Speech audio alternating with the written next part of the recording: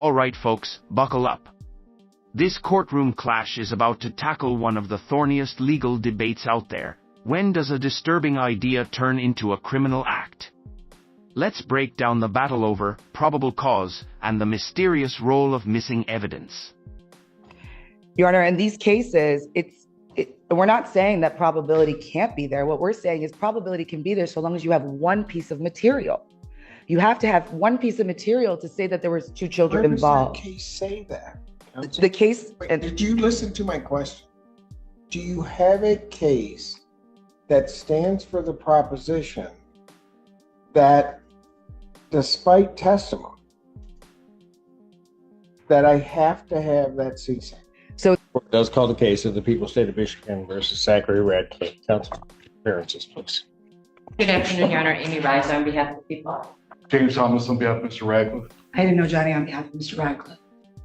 Where we left off at the last hearing, counsel was making argument regarding the absence of CSAM and the legal inability of the court, and if that were the case, Here's the twist. Defense argues that without actual material, the court's hands are tied.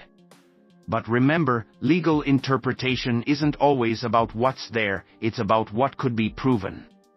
And that nuance? It's where legal wars are won or lost. Find a defendant over. And I asked for regarding that issue. I received a brief from you. I don't think that the brief, I'm sure the brief did not address the issue that was raised for the court. It addressed something else, unless I am mistaken. May I, Your Honor? Yeah. Your Honor, the court asked for us to present a brief that addresses the question of whether or not material was necessary. Child sexually illicit material was necessary. That's the brief that we submitted to the court on an argument of statutory interpretation and the category of criminal liability that the theory of the prosecution presented in testimony. I'm happy to go through that argument if that helps the court clarify. You would need to, because as I read the brief, it doesn't address the issue that you brought forth to the court. I would also indicate, and I'll let you go ahead, but I would also indicate, I think it's footnote 2 of your brief, that's a bit disingenuous if the court did not permit you time to go through a transcript. And I get a little bit sick and tired of that because the court has tried to provide everybody an opportunity to bring whatever issues it can before the court. And for you to say, oof. That wasn't just legal disagreement, that was a bench-side burn. The judge just called out the defense for implying bias in the record keeping. Pro tip, accusing the court of being unfair? Not the way to win points with the bench. That the court did not provide you opportunity to go through a transcript. Not in terms of a transcript, because one was not prepared, nor did you demand one. In fact, so that the record's clear, you requested of my staff a video of the proceeding. You requested that on Tuesday, the 25th. That video was expedited by my staff and given to defense counsel on Wednesday morning. So all of that really should have been put in there so that that's not an issue in the future. I think that that is more than adequate time to prepare the issue before the court. You may go ahead with your argument. Thank you, Your Honor.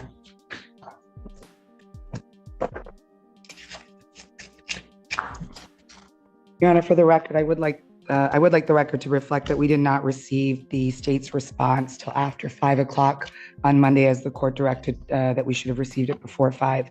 Regardless, Your Honor, I would like to... That caused you any prejudice? Your Honor, I'm just placing it on the record. No, but has it caused you any prejudice? In a sense, Your Honor, it had, because if we received it before 5 p.m., then that would have given us more time to evaluate the state's position. But we understand and we... Position, counsel. Another disingenuous argument. Go ahead. Your Honor, the state... Here comes the heart of the prosecution's theory, coercion to produce videos. This is where statutory interpretation collides with gut punch testimony. Can intent to create material be enough if no files were recovered? Let's find out. Conceded in their response that Mr. Radcliff falls within the first category of criminal liability under the statute and under People versus Adkins.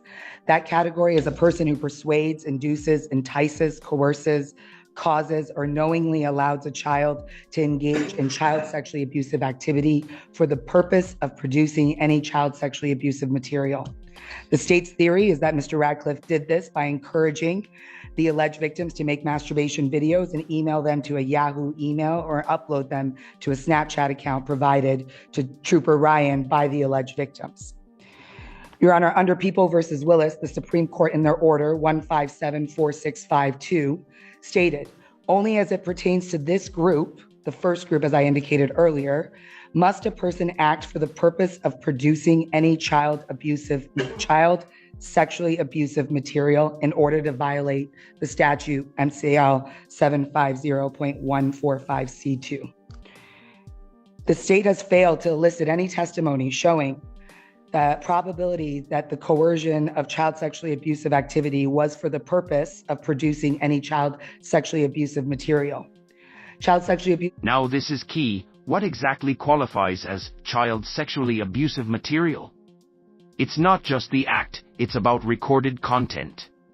But if the files never show up, can testimony alone get you to probable cause? That's the million-dollar legal question. So material is defined as child sexually abusive materials defined as a developed or undeveloped photograph, film, slide, electronic visual image, computer disc, or sound recording of a child engaging in the list of sexual acts. We agree that the act that's elicited here or that the state concedes is masturbation as well.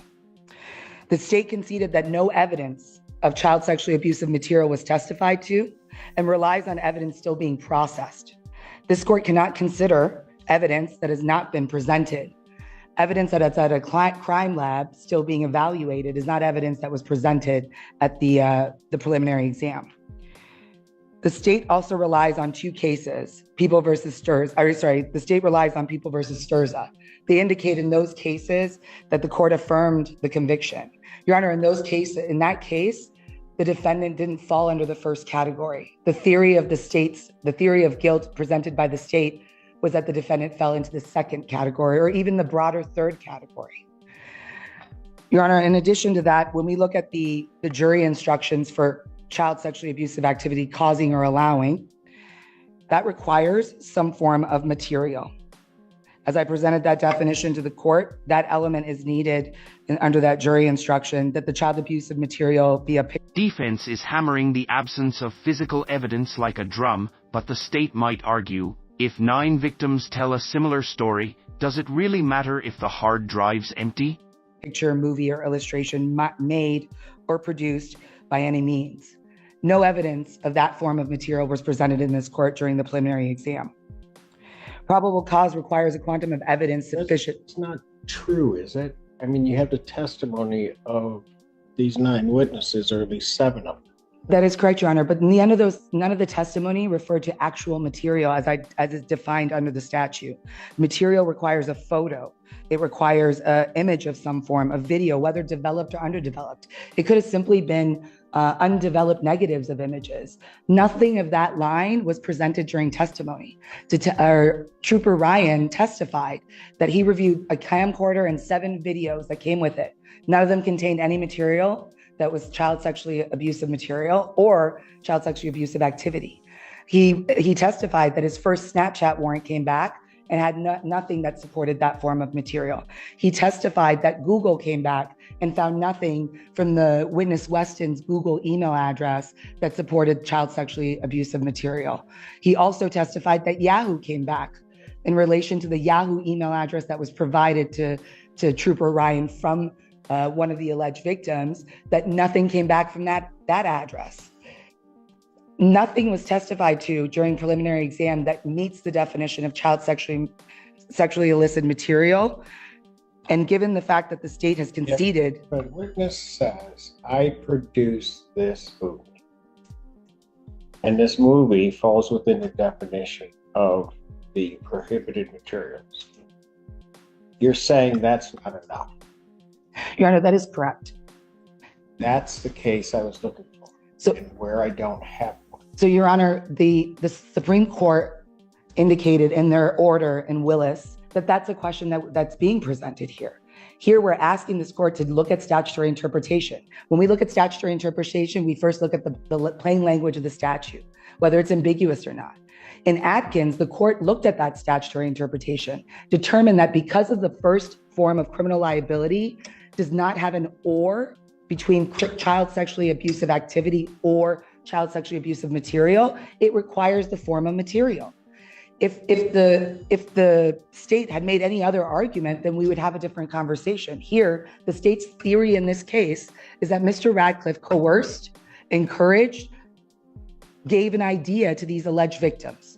That falls under the first prong, the first form of criminal liability. Therefore, the state has to produce a form of material. That prong is to protect the community from production of child pornography. If their argument is that that is what he did here, the law requires them to present a form of material. The court may ask for a case on point, Your Honor, but we know how cases on point are created. They're created by these forms of challenges. So that is why we're bringing this challenge before the court to evaluate this case, listen to the state's argument that they are placing Mr. Radcliff into the first category of criminal liability. The state has lifted that. They indicated that in their response. They conceded to it. So therefore, they are required to present some form of child sexually illicit material to fulfill that criminal liability portion under that first category.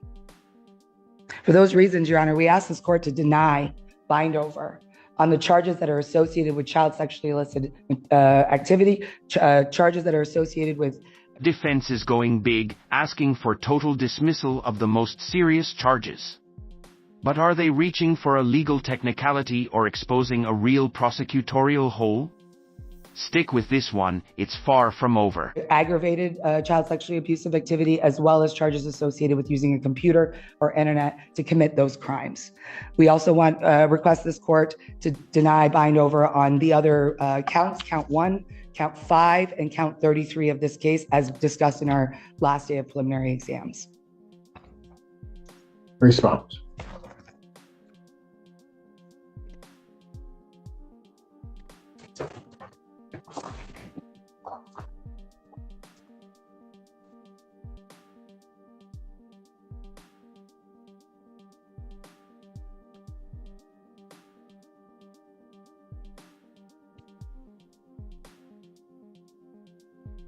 I listened to counsel state that the statute requires some form of material. The state has to present a form of material. The prosecution hits back, accusing the defense of trying to rewrite the law. This isn't about what should be, it's about what is. In the judge's eyes, that might be the difference between bind over and bounce out. They are required to produce some material. What counsel is asking, Your Honor, to do is to rewrite the legislature and add an element to the crime that doesn't exist. They keep citing to the order in Willis, and it's an order. The defendant's application for leave to appeal for his conviction for child sexually abusive activity was denied by the Supreme Court. The court goes on to provide a synopsis of the child sexually abusive activity and the definitions therein, and indicate that the defendant has nonetheless raised pertinent concerns regarding the breadth of the statute that may warrant further review by the legislature. So I don't think I need to tell counsel that this is not the legislature. This is a court. The standard before the court is whether there's probable cause that a crime was committed and this defendant committed it. And that's the standard here today. To write something in a pleading to Your Honor that she didn't have time to obtain a transcript or somehow she's unfairly disadvantaged, there's nothing in that transcript that would indicate that we have to produce child sexually abusive material. The statute is clear, and we're not conceding. I didn't concede that there was no evidence of CSAM. Every single one of those victims testified to the coercion, the request, the sort of grooming of the defendant in obtaining this CSAM from them. He gave them the address. He told them how to do it. He critiqued the videos. So there are no physical videos at this time, but there was evidence about those videos. They all uploaded it to the address he gave, to the Snapchat he gave. So I'm not conceding anything. There is no requirement. Counsel argued before Your Honor on Tuesday, the 25th, that there had to be a video. Your Honor gave her a break to go get that case law and then an adjournment until Friday. The case law doesn't exist. There's no requirement. This is a probable cause standing. All of these victims came before Your Honor and testified to the grooming that happened by this defendant. He coerced them into making them feel like this was a normal thing for a 15-year-old boy to masturbate on a video and send it to their mentor at the church. He made it seem normal. He coerced. He allowed them to do it, and they were all under the age of 18. The fact that my response to her, whatever that was. Let that sink in. Each video could potentially be its own felony count. The stakes? They just skyrocketed. Suddenly, we're not just talking about a few charges. We're talking dozens. Welcome to the high-stakes zone. She filed on Friday because it wasn't any case law to support her point. Arrived at 5:06 p.m. She claims she's disadvantaged. I mean, this is really unbelievable. And so I would just ask, Your Honor, the evidence for all of the counts, for each of those victims, they engaged in child sexual abuse activity by masturbating naked in front of a phone, their cell phone, and they did that at the request and coercion of this defendant, and then they sent it to him on Snapchat, on email. And so there's no requirement that those videos be recovered. That can be an issue for the trier of fact. She can argue that all day long in front of the jury. She can make that argument to them that there's no video, so this didn't happen. And that's going to be for the jury to decide. And so we would ask that you bind over on all of the child sexually abusive activity counts. There's one for each victim. And I suggest to this court that this case law suggests that for each victim, I could charge one for each video they made. So there could be multiple counts for each victim. And the CSC1 charges with the victim Cole and with the victim Jacob, the testimony was very clear before this court that the defendant held a position of authority in the church. That's how he met both of these victims. And again, it is our position that he groomed them. And Cole was under 13. And I'm saying his name Cole. I believe that his name was Christopher in the record. Yes. Christopher testified that he was under the age of 13 when multiple penetrations occurred. He turned 13, and total in all, he's estimated 15 penetrations under the age of 16 at the defendant's residence when he met him at the church, when he was in a position of authority over him at the church. So there is definitely probable cause that those 6 counts of criminal sexual conduct in the first degree were committed, and that this defendant committed those. As well with Jacob, he testified to... If I may stop you just for one moment. On the issue regarding Cole or Christopher, there are 6 counts. Are the 12, 13, 14, are those in the alternative to 15, 16, 17, or in addition to? No, Your Honor. The 3 counts of CSC with a person under the age of 13, those are the penetrations that occurred when Cole was 12 years old. Gotcha. There's no showing that I need to make that he was in a position of authority, just that he was over the age of 17 and that the victim was under the age of 13. And those 3 charges carry a mandatory minimum 25-year sentence if the defendant is convicted. The additional 3 counts, the penetrations for Cole, would occur when he's 13, 14, or 15, and the defendant is in a position of authority at the church. Got it. So although Cole testified to 15 penetrations, I have charged only 6 of those. 3 when he was under 13, and 3 when he was between the ages of 13, 14, and 15. And the defendant was in a position of authority. The reason that the court is asking is, like you said, with the individual events on the CSAM and aggravated CSAM, if the testimony were to reveal the people, and the court heard the proof, believes the proof, could add counts. Yes, absolutely. And so and part of my reason for asking, because I'm still trying to make a determination of this, if those are pled in the alternative, that would be a potential of really 24 counts, but 12 that he could be convicted of. If not pled in the alternative, then given the testimony, there could be an additional 9 counts. My math being that starting with the 15, 3 specific to 13, but there always is this relationship issue. Correct. Okay. All right. So I do believe, certainly for probable cause level, that there is sufficient evidence to bind over on the penetrations for the victim identified as Christopher, that I'm now calling Cole. Additionally, the CSC counts for the victim identified as Jacob.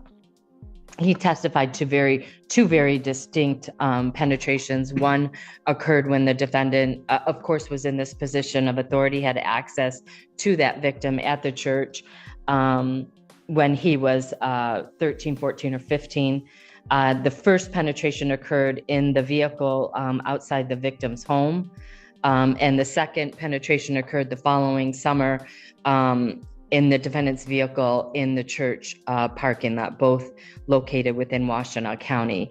And I believe that there is sufficient evidence that he was in a position of authority. That's how he had access to Jacob. He still continued to see him at the church. And again, in line with the defendant's sort of grooming of all of these young men, he friended him on Snapchat, knew he sort of was in a vulnerable position with his parents, and the victim snuck out of the house for the defendant to sexually assault him, not once, but twice. And so we would ask that you bind over on both of those counts of criminal sexual conduct in the first degree. And his age, he testified to, was under the age of 16 at the time that both of those occurred. And for the reasons previously argued, and the testimony and the lack of support from defendant's argument about their need. Prosecution is painting a full picture now, not just one act, but a pattern, a method, a system. Grooming, coercion, payment. This isn't about a single incident, it's about alleged systematic exploitation. And the jury? They'll have a lot to sort through. Needing to be a video, that just isn't a requirement of the statute. There's certainly evidence in this case, and I won't reiterate and read all of the charges again, but there is evidence that the defendant persuaded, coerced, enticed these young men to engage in child sexually abusive activity. And in fact, they did.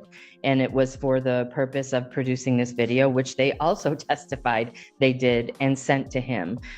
He also paid them for it. I mean, he really fits in all 3 categories because he financed this. He paid them money. He bought them items. So we would ask that you bind the matter over to circuit court on all of the counts contained within the felony information, with the exception of count 1 for Holly Jordan, count 5, and count 33. We did not hear testimony on those counts, and so we would not be moving or bind over on 1, 5, and count 33. No further defense. In response to the state's position, you heard the state indicate coercion, indicating that their argument is that Mr. Radcliff coerced these individuals into making the videos. The defense is not trying to rewrite. Counsel, under the statute, Would that matter?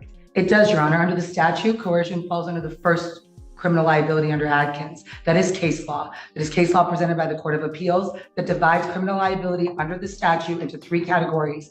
First, being the coercion piece, persuasion. That category is what they have put Mr. Radcliff in, and that category requires the form of material or for the purpose of producing material as defined. So, Your Honor, we're not trying to rewrite law here. We're trying to refresh the court's memory on the fact that interpretation of the law has been made here. Adkins created three criminal liability categories. The state chose their theory of guilt. They chose how to ask their questions. They presented that evidence and presented a theory of guilt based on coercion. They placed themselves in the first category under Adkins. So that,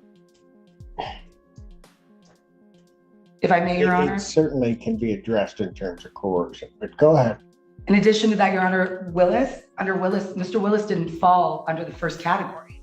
The defendant in that case fell into the second category. There was proofs presented that dealt with arrangement or attempting to make arrangements. In addition, the same goes with the case that they relied to Sturza. In that case, category 2, maybe even category 3, broader. In that case, there was arrangements. There was testimony that was pulled that dealt with that information.